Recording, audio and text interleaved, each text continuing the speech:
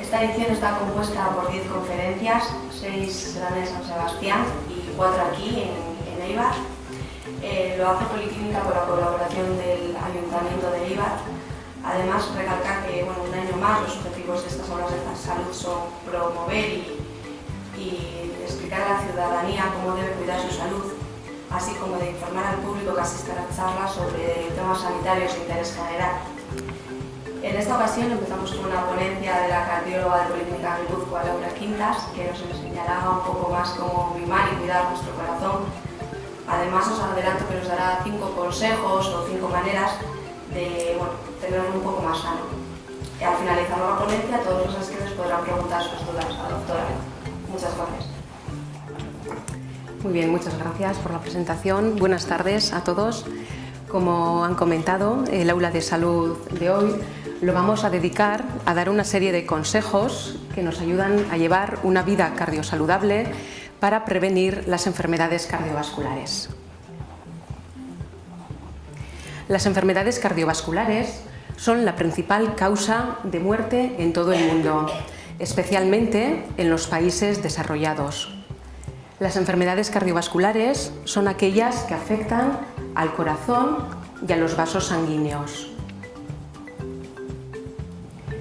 Lo que daña los vasos sanguíneos es la formación de las placas de ateroma. Estas placas de ateroma son pequeños depósitos de grasa que se van desarrollando en la pared de los vasos sanguíneos.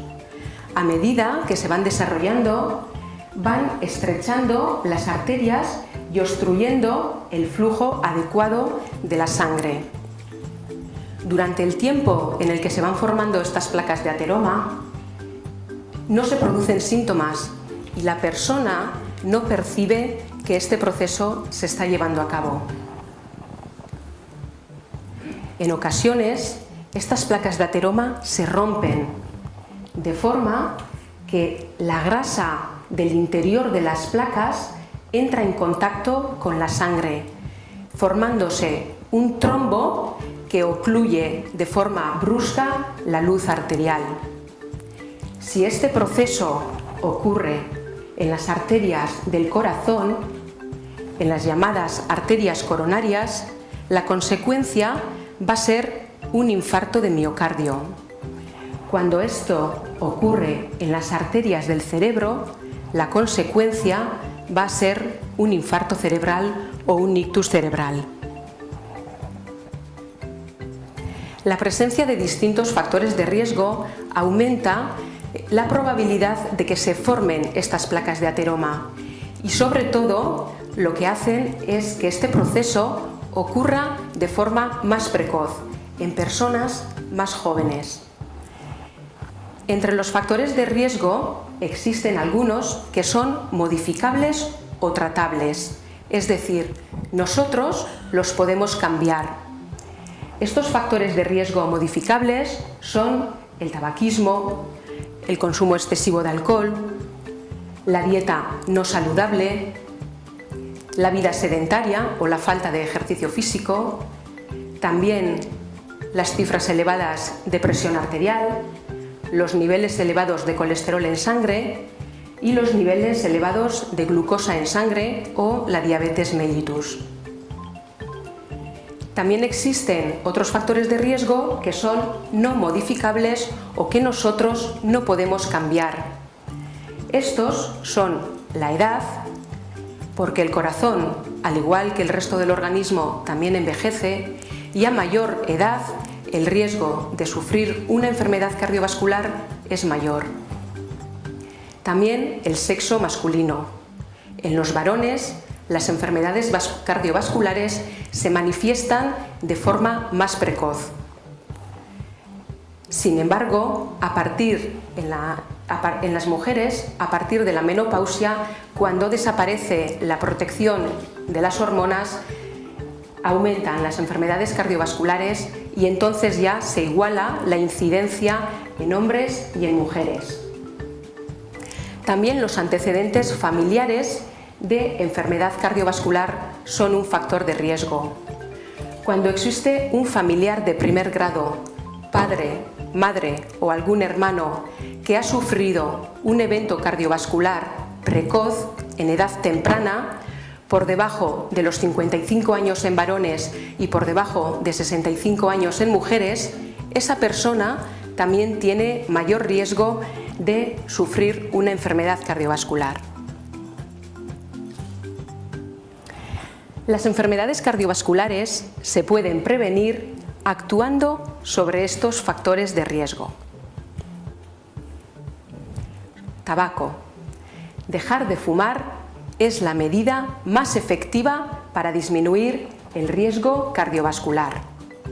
El riesgo disminuye inmediatamente tras suspender el hábito tabáquico, pero además este riesgo se va reduciendo en los años siguientes a haber dejado de fumar.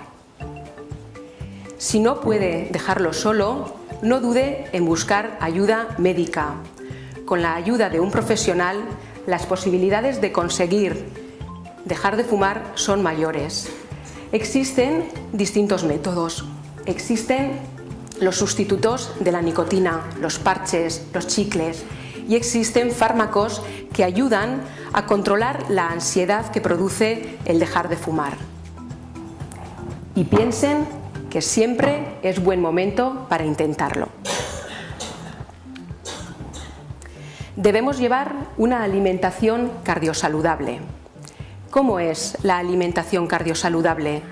Pues es una dieta tipo mediterránea, una dieta rica en frutas, en verduras, en legumbre, en pescado, preferiblemente los azules, que tienen grasas poliinsaturadas, el aceite de oliva, los cereales, preferiblemente también los cereales integrales por su alto contenido en fibra, y los lácteos desnatados. Se debe de reducir el consumo de sal. Para ello debemos evitar de tomar alimentos que son especialmente salados. Los alimentos congelados o precocinados suelen ser salados, y debemos de reducir la sal que utilizamos tanto al cocinar como la que utilizamos en la mesa. Y por último, debemos de limitar el consumo de alcohol. Se ha demostrado que un consumo de alcohol de 1 o 2 vasos de vino al día puede prevenir las enfermedades cardiovasculares, pero no más. Se debe realizar ejercicio físico. Son suficientes 30 minutos todos los días, o si no puede ser a diario, por lo menos 5 días a la semana. Se debe elegir el ejercicio físico que sea adecuado para la condición física de cada uno. No se trata de hacer un ejercicio físico que produzca un cansancio extenuante. Eso no es bueno para la salud. Tiene que ser un ejercicio físico que produzca cierta sensación de cansancio, pero sin ser excesivo. Dependiendo de cada persona, puede ser adecuado pasear al aire libre, en otros casos puede serlo correr, nadar, bicicleta, el que a cada uno le venga bien. Debemos controlar nuestro peso corporal. Un peso corporal adecuado es el que tiene un índice de masa corporal por debajo de 25. ¿Cómo calculamos el índice de masa corporal? Mediante una fórmula muy sencilla. El índice de masa corporal se calcula dividiendo nuestro peso, expresado en kilos, por nuestra altura, expresada en metros al cuadrado. Decimos que existe sobrepeso cuando el índice de masa corporal está por encima de 25. Decimos que existe obesidad cuando el índice de masa corporal está por encima de 30.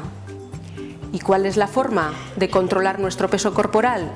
Pues una dieta sana y ejercicio físico regular. Ojo con la obesidad abdominal o central. Es la grasa que se acumula en la cintura. Esta grasa es especialmente peligrosa para el corazón. Es muy sencillo saber si existe obesidad central o abdominal. Simplemente es medir con una cinta métrica a nivel del ombligo. El perímetro abdominal debe estar por debajo de 88 centímetros en mujeres y por debajo de 102 centímetros en los varones. Debemos de comprobar nuestra tensión arterial de forma periódica.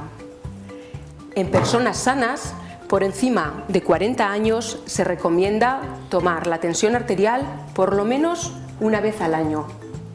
En personas hipertensas, estos controles deben de ser más frecuentes. Si la tensión arterial está bien controlada, está por debajo de 140/90, es suficiente un control trimestral, cada 3 meses. Cuando la tensión arterial no esté bien controlada, obviamente los controles tienen que ser más frecuentes. Cuidado, porque la hipertensión arterial habitualmente no produce síntomas y muchas veces se diagnostica en una toma de tensión arterial que se realiza en una revisión rutinaria, bien sea en un reconocimiento médico de empresa o en un reconocimiento por alguna otra causa. Debemos de cuidar los niveles de colesterol. Cuanto mayores sean los niveles de colesterol en sangre, mayor es el riesgo de sufrir un evento cardiovascular. Existen diferentes fracciones, diferentes formas de colesterol en la sangre. El colesterol bueno o HDL y el colesterol malo o LDL.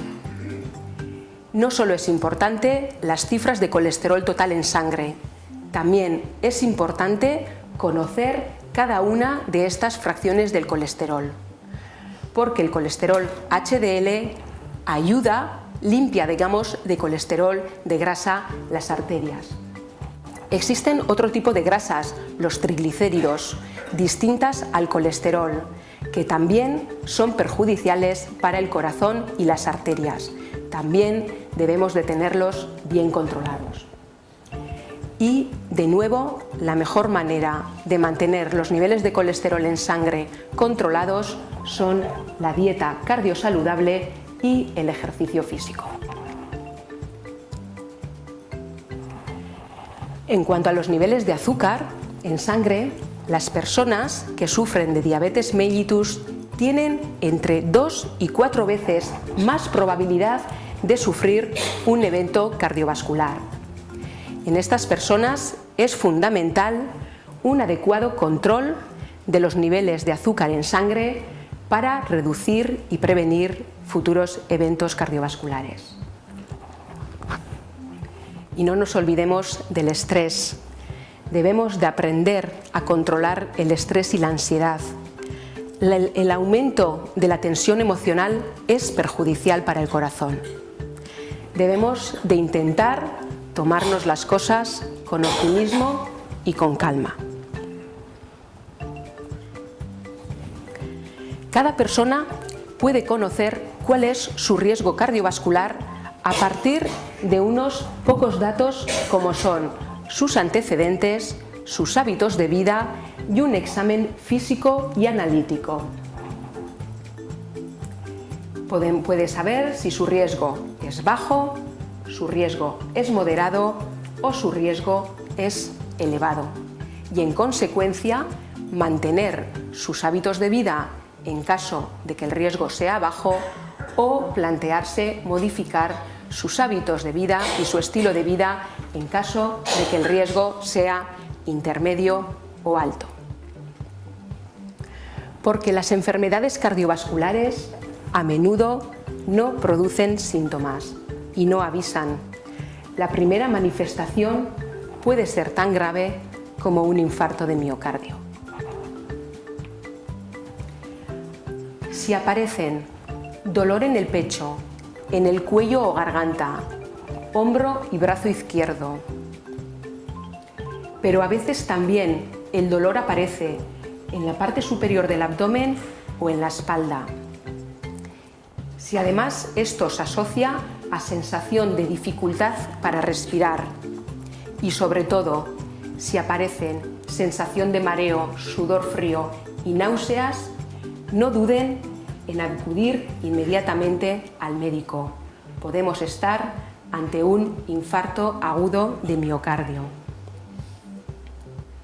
En otras ocasiones aparecen síntomas que nos hacen sospechar que puede existir una cardiopatía o una enfermedad del corazón. La aparición de estos síntomas nos deben de hacer consultar con el médico o con el cardiólogo. Si aparece sensación de dificultad para respirar y cansancio al realizar actividad física, si aparecen palpitaciones, latidos rápidos, mareos o incluso, más aún, si aparece una pérdida de conocimiento, el dolor en el pecho, sobre todo opresivo, que aparece con la actividad física y desaparece con el reposo, y la presencia de edemas, que son la hinchazón de pies y tobillos. Todos estos síntomas nos deben de hacer consultar. Pero recuerden que lo importante es evitar que aparezcan y se desarrollen estas enfermedades cardiovasculares. El mensaje que hoy quiero transmitir y quiero que se lleven a casa es que actuar a tiempo es la clave para reducir peligros. Y recuerden que tan solo 5 pequeños gestos pueden ayudar a cuidar de su corazón. Cuiden la dieta, una dieta saludable, variada, equilibrada, pero rica en frutas, verduras, hortalizas, legumbre, pescado, aceite de oliva. Hagan ejercicio físico, son suficientes 30 minutos diarios. No fumen y eviten la exposición al humo del tabaco. Eviten el estrés, intenten tomarse las cosas con calma y optimismo y limiten el consumo de alcohol. Muchas gracias.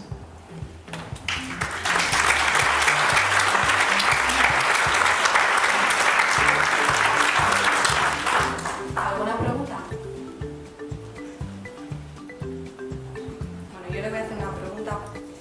Hay veces que leemos algo sobre el síndrome de bata blanca, ¿no? Que cuando te miran la tensión en la consulta del médico tienes la tensión súper alta, pero luego resulta que igual en tu casa no es así, ¿no? ¿Qué es este síndrome? Efectivamente, existe el denominado efecto de bata blanca. El efecto de bata blanca es una reacción de alerta que sufre el paciente normalmente al entrar en la consulta médica. Entonces, este efecto, esta reacción de alerta, lo que produce es un aumento transitorio de la tensión arterial. Entonces, en muchas ocasiones encontramos que cuando el paciente se toma la tensión en la consulta tiene valores altos, pero sin embargo, cuando se toma la tensión tranquilamente en su casa o en la farmacia, que probablemente ese efecto de bata blanca no ocurre, las cifras de tensión arterial son normales. En estos casos, antes de tomar medidas de cara a poner un tratamiento farmacológico, la monitorización ambulatoria de presión arterial, o lo que se conoce como MAPA, que es un registro de las cifras de presión arterial de 24 horas, nos puede ayudar a no diagnosticar de hipertensión arterial a un paciente que realmente no es hipertenso. Y un poco relacionado con lo que los hombres son más propensos a las enfermedades cardiovasculares. ¿Por qué? ¿Por qué son ellos más propensos? Luego somos nosotras. En principio, lo que ocurre es que las enfermedades cardiovasculares se manifiestan más precozmente en los varones. Es decir, en una edad media de 50 años, las enfermedades cardiovasculares tienen una mayor incidencia en los varones. Las mujeres estamos protegidas por las hormonas, por los estrógenos. Sin embargo, sí que se ha visto que a partir de la menopausia la incidencia de enfermedades cardiovasculares en las mujeres empieza a aumentar hasta igualarse con la de los varones. También ocurre que en las mujeres, en ocasiones, la forma de manifestarse, la presentación clínica de las enfermedades y especialmente del infarto suele ser más atípica. No suele ser el dolor de pecho precordial con mareo, sudoración. A veces es la disnea, la dificultad para respirar, la única manifestación, y el hecho de que la forma de manifestarse sea más atípica muchas veces conlleva un retraso en el diagnóstico.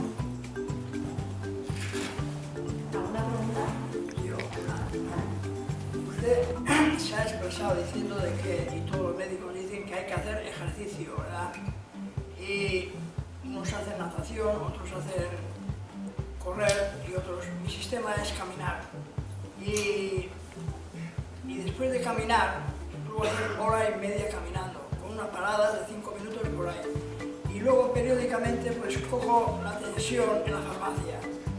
Y allí en una hoja, al dorso, ponen cómo coger las instrucciones para coger la tensión.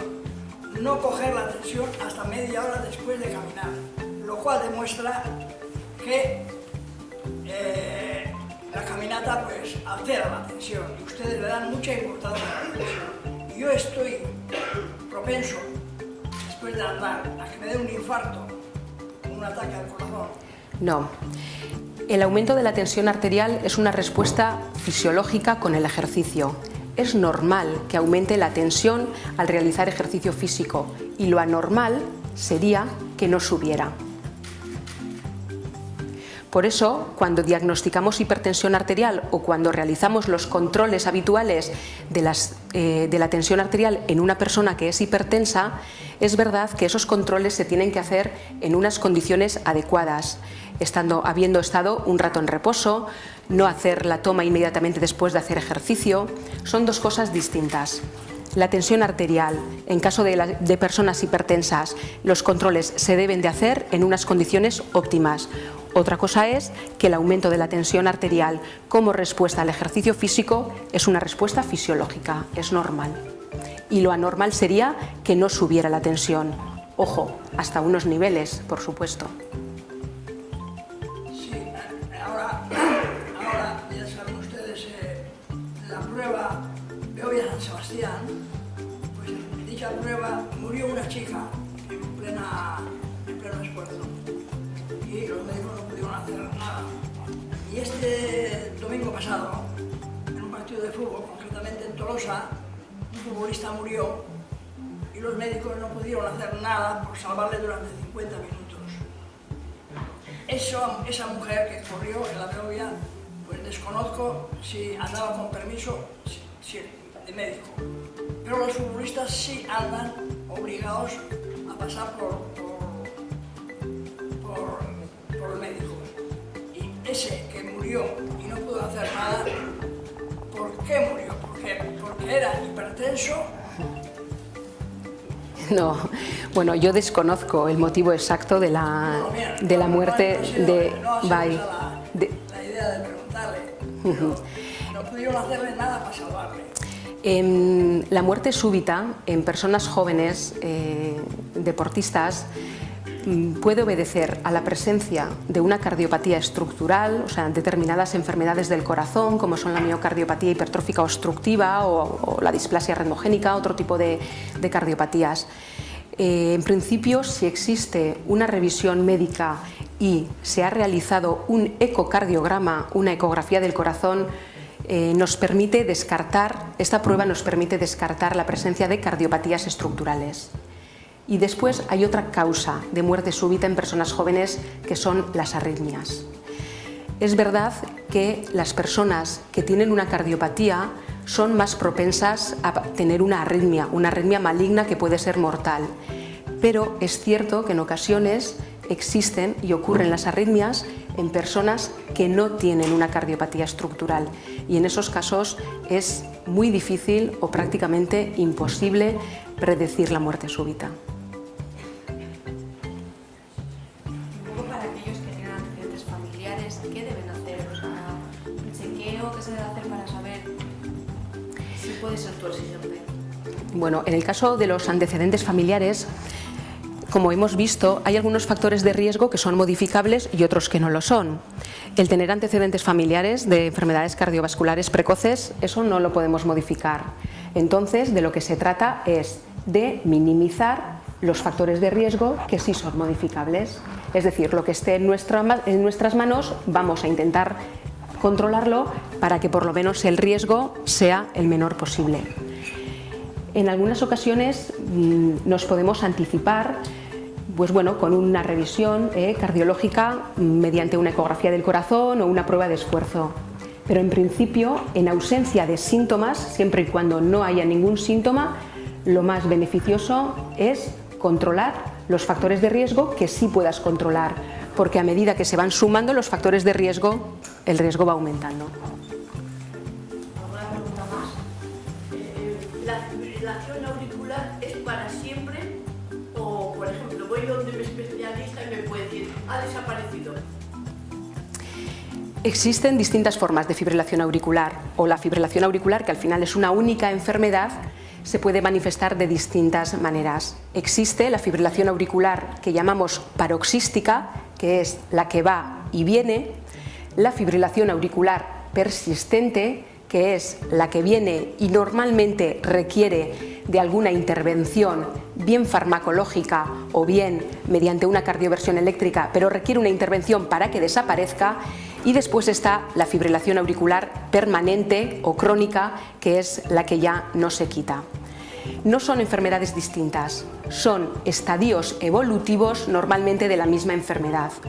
La fibrilación auricular, que empieza siendo paroxística, yendo y viniendo, con el tiempo, con el paso de los años, termina evolucionando a persistente y, en algunos casos, a fibrilación auricular permanente.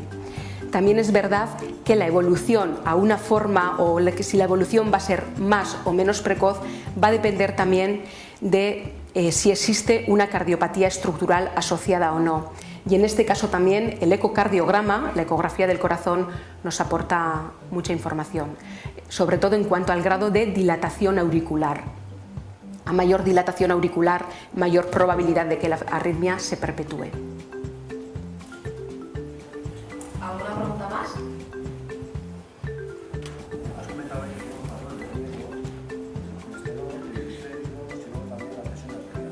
estos casos son medibles. El nivel de riesgo, por ejemplo, de estrés, ¿cómo medimos el estrés? ¿Qué nivel de estrés? Porque ¿cuándo sabe que está estresado? No hay ningún test científico que mida el nivel de estrés. Y como no hay ningún test científico que mida el nivel de estrés, no hay una relación causal probada con las enfermedades cardiovasculares. Lo que sí se ha visto es, en algunos estudios, que en las 2 horas siguientes a haber tenido mayor tensión emocional de lo habitual, pues por una discusión, por un disgusto, en las 2 horas siguientes sí que se ha visto que existe una mayor incidencia de eventos cardiovasculares. Entonces, de ahí se deduce que debemos de intentar controlar y evitar el estrés porque no es bueno para el corazón. Pero a día de hoy no es fácilmente medible el grado de estrés.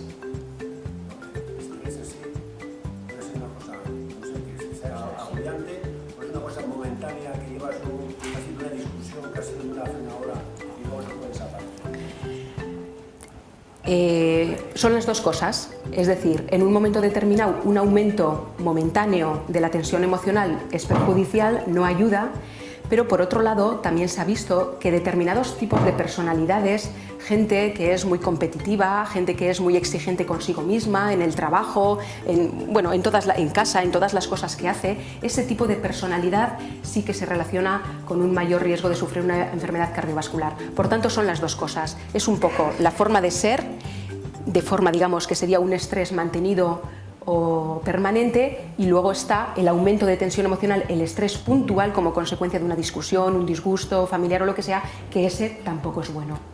Pero ya digo, que no hay ningún test científico, no hay forma de medir.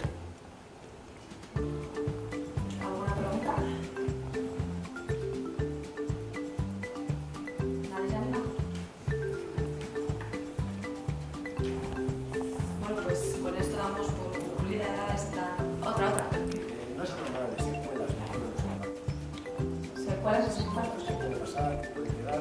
Si según que ha pasado, se nota que ha pasado, pues se le puede presentar que hay algún riesgo, algún gasto.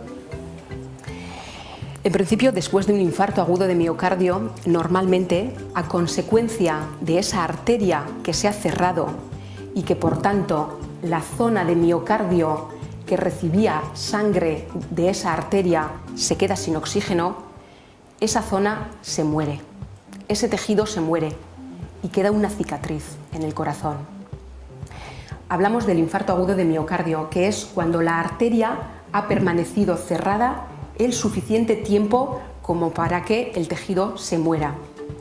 Por eso es importante que ante la aparición de los síntomas se busque ayuda, se busque asistencia médica lo antes posible, porque el tratamiento del infarto hoy en día es la reperfusión, es abrir la arteria para que recupere el riego sanguíneo y a esa zona le llegue oxígeno, sangre oxigenada lo antes posible, para que no se muera el tejido o en caso de que se muera, sea la cicatriz lo más pequeña posible.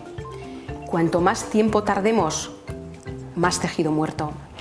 Entonces, en el caso del infarto, cuando ya hay una cicatriz, hay un tejido muerto, depende un poquito del tamaño de la cicatriz, de la extensión del infarto.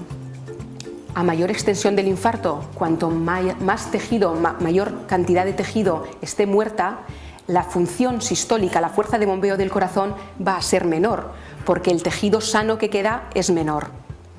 Mientras que si la cicatriz es pequeña, la fuerza de bombeo del corazón, lo que conocemos como función sistólica, estará menos deteriorada o en ocasiones, si la cicatriz es muy pequeña, puede estar incluso conservada. De cara al pronóstico, esto es fundamental.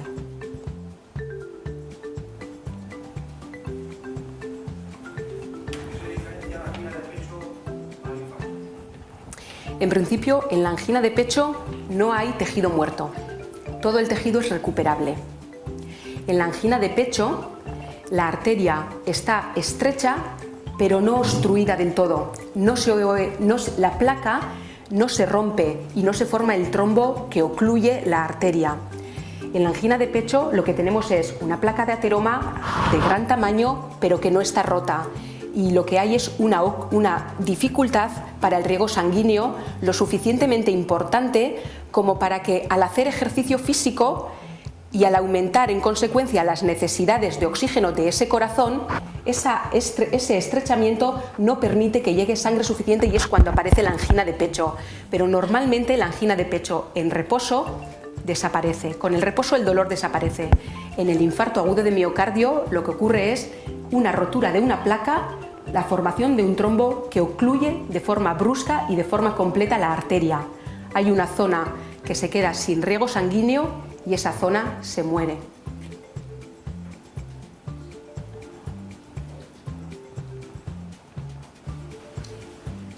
¿Alguna pregunta más? Bueno, pues ahora sí damos por concluida el aula de salud. Antes quiero recordarles que el próximo aula de salud es el 18 de junio con una conferencia sobre dermatología en la que hablaremos un poco del cuidado de la piel de cara al verano, cómo protegerla y algunos tratamientos que hay para la dermatosis y tratamientos de anti-envejecimiento. Así que el próximo 18 de junio espero volver a verles aquí. Muchas gracias.